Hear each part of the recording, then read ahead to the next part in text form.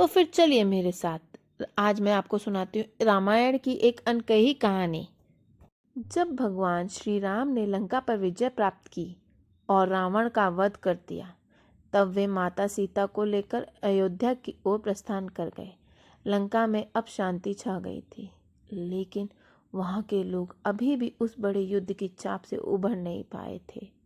एक अनकही कहानी उस समय की भी है जब लंका को उनके राजा रावण के बिना एक नई दिशा देनी थी। रावण के पतन के बाद विभीषण को लंका का राजा बनाया गया। विभीषण जो सत्य और धर्म के मार्ग पर चलते थे, अब लंका के भविष्य की जिम्मेदारी उनके कंधों पर आ गई थी।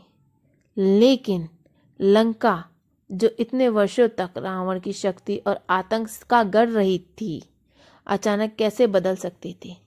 विभीषण महल के सबसे ऊंचे बुर्ज पर खड़े होकर लंका को देख रहे थे। नीचे लोग एक नई सुबह की तैयारी कर रहे थे, लेकिन उनके चेहरों पर अभी भी भय और चिंता की लकीरें थीं। विभीषण ने गहरी सांस ली और सोचने लगे, क्या मैं इस लंका को फिर से समृद्ध बना सकूंगा?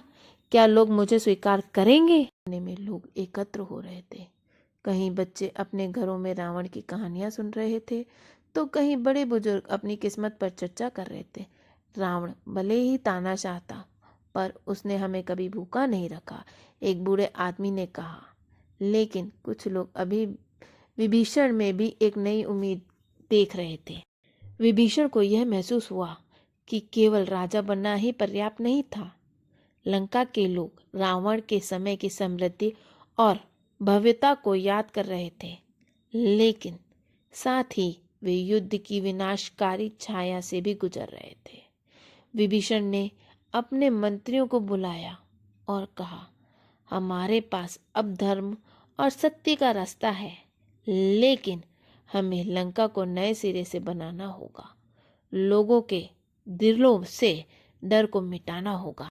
अगली सुबह विभीषण ने एक विशाल सभा बुलाई। उन्होंने अपने भाषण में कहा, रावण एक महान योद्धा था, लेकिन वह अपने अभिमान के कारण पतित हो गया। अब हमारा कर्तव्य है कि हम लंका को धर्म के पथ पर अग्रसर करें। मैं आप सभी का सेवक हूँ और मैं चाहता हूँ कि आप मेरे साथ मिलकर इस राज्य को फिर से समृद्ध बनाएं। लोगों के बीच एक खामोशी छा गई। कुछ लोग विभीषण की सच्चाई को समझने लगे थे, जबकि कुछ लोग अभी भी संशय में थे। लेकिन धीरे धीरे जैसे विभीषण ने अपने कार्यों से न्याय और धर्म की स्थापना की, लंका के लोग उन्हें स्वीकार करने लगे। समय बीतता गया और लंका एक बार फिर से समृद्ध और शांत हो गई। विभीषण ने एक धर्मनिष्ठ और न्यायप्रिय शासन स्थापित किया।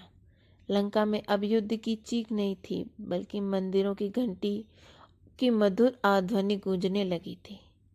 विभीषण ने रावण के स्मारक को भी संरक्षित रखा, ताकि लोग ये ना भूलें कि अभिमान और अधर्म का अंत हमेशा विनाश होता है। इस कहानी से हमें यह सीख मिलती है कि भले ही अतीत कितना भी कठिन क्यों ना हो, सही नेतृत्व और धर्म के मार्ग पर चलने से एक नई और उज्जवल शुरुआत की जा सकती है। विभीषण का लंका अब केवल स्वर्ण की नगरी नहीं थी, बल्कि यह धर्म और न्याय की भी नगरी बन गई थी।